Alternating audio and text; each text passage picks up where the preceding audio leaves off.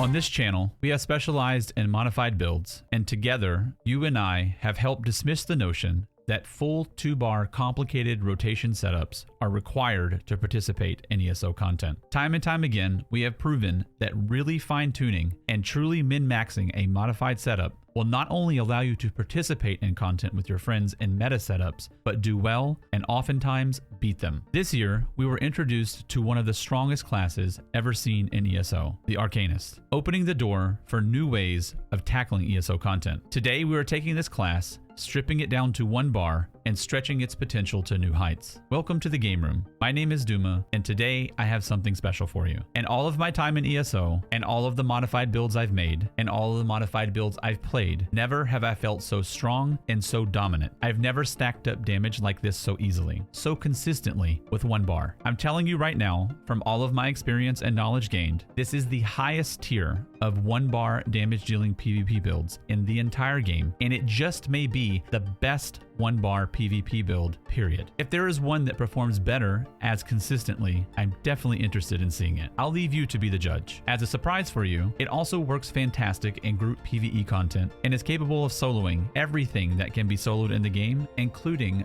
Veteran Vateshran, Veteran Maelstrom, and even some 12-man trial bosses with making 0 changes to the build. Today, I'm introducing you to the PvP Arcanist Perfected. We'll start with the build's overview, giving you important information such as suggested races, Mundus stones, consumables, and other miscellaneous aspects of the build. In part 2, we'll discuss gear and its suggested configuration for your character. Here, I'll show you key aspects like armor types, traits, enchants, and weights. Next, we'll go over key abilities that make the build work. You'll learn what to use and how they work in synergy with your gear and passives. In part 4, I will teach you how to play the build, where we will go over your role, mindset, how to use your abilities, and various playstyle tips. In part 5, I have some modifications for you to the build that will elevate its performance in solo and group PvE content even further. The written guide will be over at our website, thegameroom.tv, where we have builds and guides for all aspects of ESO to make the most of your experience. If you enjoyed the video or learned something today, please consider liking and subscribing. It's free and goes a long way to help keep the mission alive. Let's begin. Part 1 is the basics behind the build, the foundation for your character to allow everything else to fall into place. Starting with the race, any Magicka-based race will complement the build. If you really want the most out of the build, a Magicka-based race that has a sustained component, such as a Breton and High Elf, will perform even better. For our attribute points, we have a split allocation of 30 Magicka and 34 health. This will help get us closer to that desired 30k health mark, while also maintaining a healthy Magicka pool for our abilities. For our Mundus, we have only one real option, and that's the Atronach Mundus, which increases our Magicka sustain. For consumables, we're using Azorga's Smoked Bear Haunch, or the more affordable version, Jewels of Misrule, which increases our maximum health and aids in both Magicka and stamina sustain, which we will need. For our potions, we'll be using the basic Tripods, which restores all 3 resources of Magicka, stamina, and health. We'll also be using double dot poisons, which are an important component to the build. The recipe for these potions, poisons, and others can be found under the popular potion sections of our website, thegameroom.tv. The link to this page will be in the video's description if you're interested. And finally, for CP, we'll be buffing our main source of healing with Focus Mending, our main damage abilities with Master at Arms and Deadly Aim, and adding a source of constant healing with Reaving Blows. This will be explained more in part 4 of the video. In the red tree, we'll be using Boundless Vitality and Rejuvenation to increase our max health and sustain, Celerity to increase our speed, and Pain's Refuge to help mitigate dot damage while kiting. Part 2 is all about the gear you'll be wearing and how to configure it on your character. This is where we start to stretch the build's potential by synergizing sets, abilities, and passives together. At this point, you need to be aware of the intent of the build so you can understand why we're making the choices we are. We have 2 goals: to pack in as many damage sources as possible in the shortest time frame, and also scale this damage upwards so it gets increasingly more difficult to deal with by enemies. This fighting style, along with other elements of the build, will allow you freedom when fighting better geared opponents, meaning 2-bar meta setups, as the fight progresses, as they will often be forced to fall back and go into a defensive mode, which allows you to stay aggressive. To accomplish this, the first gear set we'll be using, which is the core of the build, is the Draugr set. If you've been around my channel, this will look familiar to you. Not only does it have perfect stats for the build, but it synergizes perfectly with the setup and really elevates your damage to unhealable levels for many players. The power of the setup is in its 5-set bonus, which increases your damage done by all sources by 330. 330 on the surface may not seem like a high amount, but this is 330 to everything. light attacks, our spammable, which hits 3 times a second, poison ticks, our other abilities,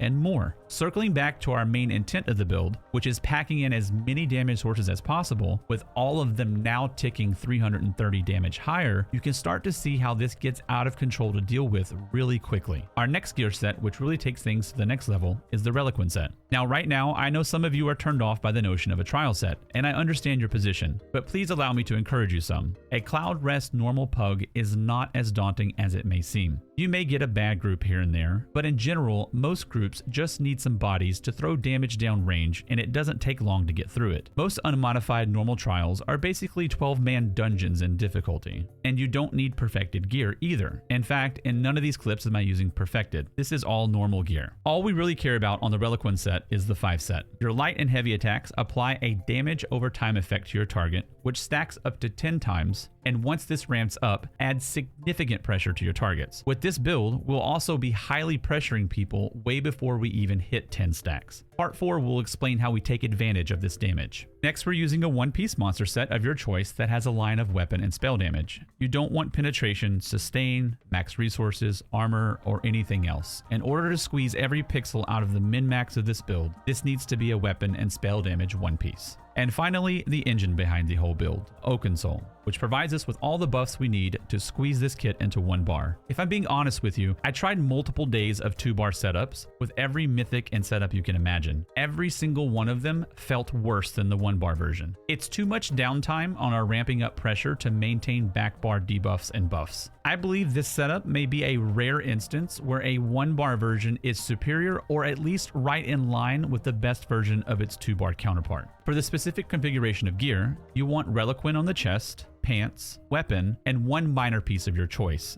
I have it here in the shoulder slot. For Draugr, you want it in 3 of your minor spots, which I have it here in the gloves, belt, and boot slot, and then 1 necklace and 1 ring. Our one-piece monster set will also be in the medium weight. The extra medium armor passives benefit here are going to be superior for you versus using a heavy piece to try to gain full access from the Undaunted passives. For our traits, you want 5 well-fitted. This will leave your 2 larger Reliquin pieces to be able to stay divines, so you can still use them efficiently for PvE. So again, that's Reliquin chest and pants and the divine trait, and everything else in well-fitted. It's very important that you do not go in-pin here. It's not what you want, it's not what you need. You will actually end up weaker defensively than going well-fitted. I spent the transmute crystals for you and already tried it. It's not worth it. All of our armor enchants are tri-enchanted as well to round out all of our resources. For jewelry, we have triple infused and triple spell damage. You can make a case that due to the nature of the build that Bloodthirsty is superior, but I prefer to round out the top end of my damage a bit with infused. You have plenty of bottom end damage already, but if you prefer Bloodthirsty, it's completely a valid option. Then we're using a sharpened bow with double dot poisons. Please don't use a staff here, it's objectively worse in most ways. A bow is required for this to perform properly. The abilities on this setup look very basic on the surface, but there's a lot of utility and secondary action going on. These abilities, working in synergy with the previous components of the build, bring everything together, making this build truly special. First is the Arcanist ability, Recuperative Treatise, which provides a lot for us. It's a set it and forget it ability that only has to be refreshed once every 30 seconds. While active, it works passively on its own, adding periodic damage to the target and restoring our resources. Next is our main spammable and main damage source of the build, Escalating Rune Blades. This breaks your spammable up into 3 chunks, hitting 3 separate times per global. All 3 damage sources are affected by Draugr, significantly elevating this ability. Next, each use of this generates a crux. If you are new to the Arcanist class, a crux is nothing more than a combo point you may have seen in other games, which is represented by these green triangles orbiting your character's body, of which you can have a max of 3. There are abilities that build crux, and there are abilities that spin crux for special effects. Lastly, this ability is increased by 3% for each crux that you have. So if you have all 3 crux, that's 9% added to your main damage source. Next is one of the best defensive abilities in all of ESO when used properly,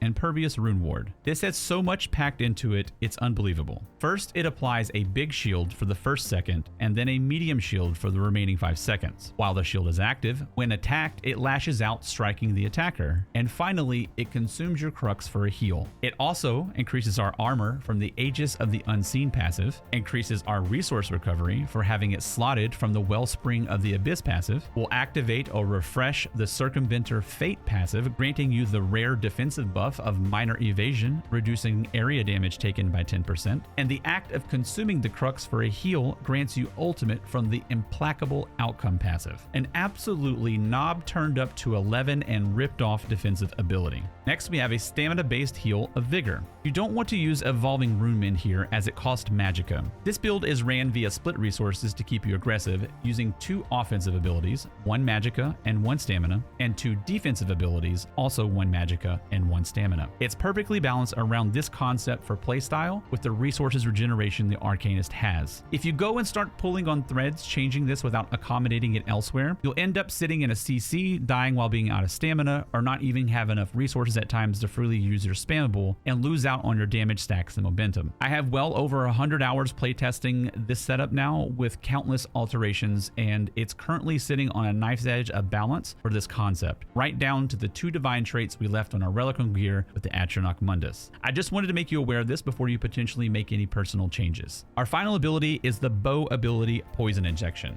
I used every single relevant ability in the game in this spot. Nothing comes close to this. Instantly, my damage significantly shot up, my KDAs got crazier, and by proxy, my survivability went up with extra pressure and more magicka freedom. You can use a beam if you like, but it doesn't really accommodate the kill pressure. You end up losing out on stacks, and honestly, for a setup like this, it would only be worth cheesing damage in team fights. It doesn't accommodate the build very well. Inject has 2 damage sources. The damage scales up to 120% more damage as the enemy's health gets lower, working in perfect synergy with Reliquin as its damage increases over time as you build stacks. It also works as a temporary spammable when your magicka is low, especially on low health targets. And finally is our ultimate, Sanctum of the Abyssal Sea. You don't need the damage ulti here. This is superior for this setup as it rounds out our defensive capability with a very strong shield that absorbs 60% of all damage taken up to a cap and then lashes out at enemies dealing damage. Before we move on, even though it's not an ability, I wanted to show you one of the reasons we are using a bow and well-fitted traits. That is the bow passive, Hasty Retreat, which grants us major expedition, increasing our movement speed by 30% for 4 seconds.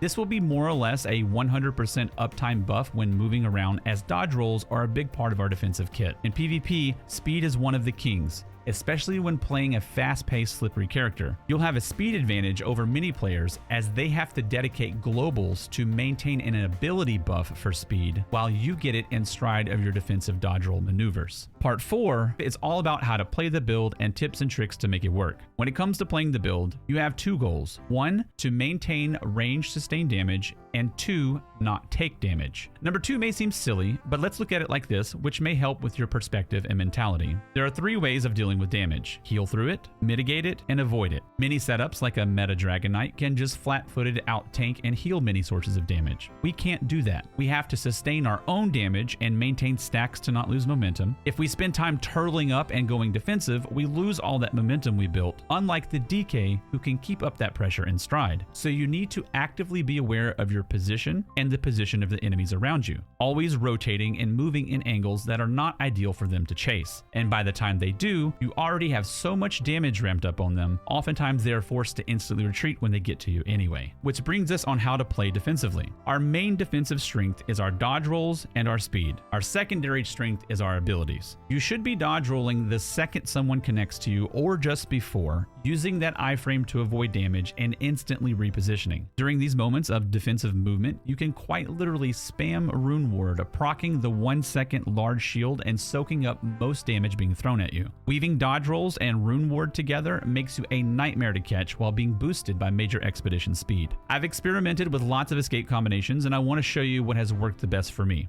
It's a 3-part move of Vigor, Dodge Roll, Rune Ward. I would practice this a bit if you need it, as the timing without gaps is important. It'll look like this. This will allow your Vigor heal to start healing you, avoiding the next damage sources thrown at you with a dodge roll allowing Vigor to heal, proccing Major Expedition, and then you come out of all of it with a monster shield, a secondary shield, and another heal if you had Crux beforehand. With 5 well-fitted traits, you should be free to dodge roll a bit more while weaving in Rune Ward, and you can just kite most enemies from coast to coast this way. For Overworld CP PvP, Reaving Blows is almost never used, or at least it's very rare. However, with this specific setup, we have 4 sources of direct damage per second with our spammable, 1 with our light attacks, and 3 from Rune Blades. This turns into 4 sources of healing per second. This synergizes great with our being aggressive while being defensive mindset. Offensively, Reliquant stacks last 5 seconds, which procs by our light attacks, so they can start dropping quick if you aren't paying attention. So at least a very basic mastery of light weaving is ideal. They're going to drop constantly all over the place because no one's standing still, but it's a good idea to at least try and maintain them on your kill target.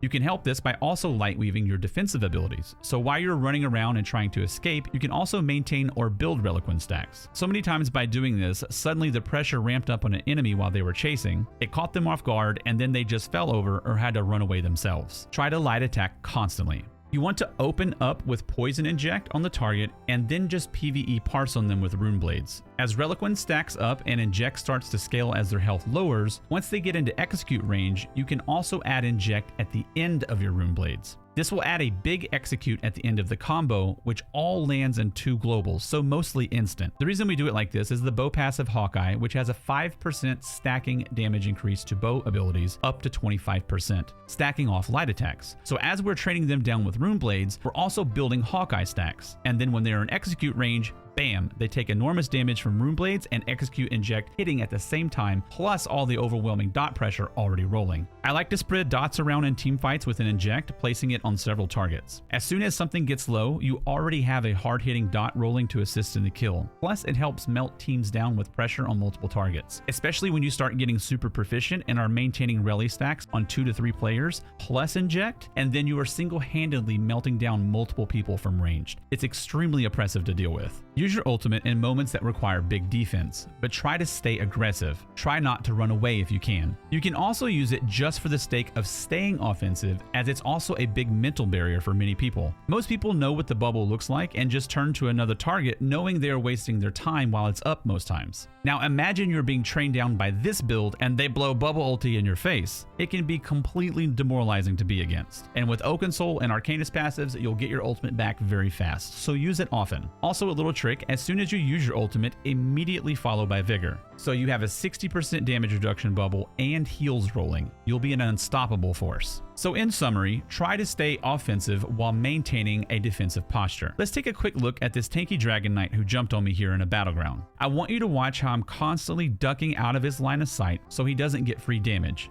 But I'm also only staying away for a moment so I can get back and keep my rally stacks on him. I'm constantly kiting him, keeping Vigor rolling, and every time I come back around into line of sight, he's staring at a full Rune Ward shield soaking up his dots. I dodge roll to avoid any damage and get out of any CC, and I'm being extra aggressive while being defensive minded. At this point, Rally is stacked, Inject is scaled, and he simply cannot keep up with the damage as I just bleed him out. With his build, there's literally nothing he could have done here without help. I just took him out into the deep ocean and slowly drowned him while he got stuck on his heels trying to out-heal the damage. And this is going to play out for you over and over just like this. When played correctly, this build is absolutely overpowered. The damage, survivability, momentum, mobility, it's honestly way over the top. Now, one thing regulars to the channel have came to expect, and that is honesty. I'll tell you where a build is weak. I don't tell you that you will ascend into godhood with any build that you try. So let's quickly talk about the ugly. Your counter is bash builds. Your average basher will get melted like anyone else because their combos are predictable and it's very easy to avoid. But the very good proficient ones, you have no chance. You can't beat them. Oftentimes you can't even escape them. They have a superior 1v1 setup and they are a full counter to this build. Once you have established who they are in a game, just avoid them and only attack them from far ranged. And when they turn and face you, just leave the BG. I'm kidding obviously, but seriously, just turn and run. It's not worth it. In a 1v1, you will only win with luck and a huge misstep on their part. It's also not a dueling build, and it's not a great solo PvP build in Overworld. You can sweep the IC Gameblades back to YouTube in search of better builds and pick off some people in Cyrodiil, but this meta is wild, and this build works best in BGs and groups in Overworld PvP. If you can go out with a group, you can have a great time. If you roll out there like a Masters dual wield and Vateshran Ice Staff meta built bruiser, you're gonna have a bad time. Keep it to BGs and groups in Overworld and you'll have a blast. Our final section is about alternative PvE setups. First, I want to show you, if you don't want to change a thing other than adding Pragmatic Fate Carver in place of Inject and maybe Tide King DPS Ultimate, you can solo anything in the game that can be soloed, including Veteran Vateshran, Veteran Maelstrom, and even some 12-man trial bosses. Reliquin is not ideal for the Arcanist when using the beam, as it doesn't really buff it at all, and your beam is going to be your main damage source. Also, stack management is very difficult, as you have to reapply a rally stack the exact global beam ends, or they start to fall off. Even if you're the best person at parsing on Earth, with beams you'll lose stacks due to moving around and mechanics and whatnot. So if you really want the most out of the build for solo and group PvE content, then these are the changes you'll want to make. You can use the Deadly Strike and Pillar of Nirn set, all divine traits with max magic and chance, the Thief Mundus with Ghastly Eyeballs, Witch Mother's Potent Brew, a Clockwork Citrus Fillet Food, blue CP of Reaving Blows, Biting Aura, Thaumaturge, and Deadly Aim, red CP of Balanced Vitality, Rejuvenation, Fortified, and Bastion, and then put all 64 points into Magicka. Defensively, you play the same. Offensively, you keep Recuperative Treatise active, and then your rotation is Runeblade, Runeblade, Beam, and just repeat those 3 buttons over and over. You can use either the DPS or Shield Ultimate depending on what you think you need. If you want a higher end straight DPS 1-bar build, I'll link one here for you at the top that's already been developed. That way you can get the most out of it with the full already established guide. If you made it this far in the video, I sincerely thank you and hope it provided value for you. If you learned something or want to support the work, please consider liking and subscribing. If you have any thoughts or questions, please let me know in the comments. And if you're interested in live gameplay, I'm a member of the Elder Scrolls Online official stream team and stream regularly over at the GAMEROOM on Twitch. Come stop by and say hello sometime. Thank you so much for watching. I hope you enjoy the build and have a wonderful day.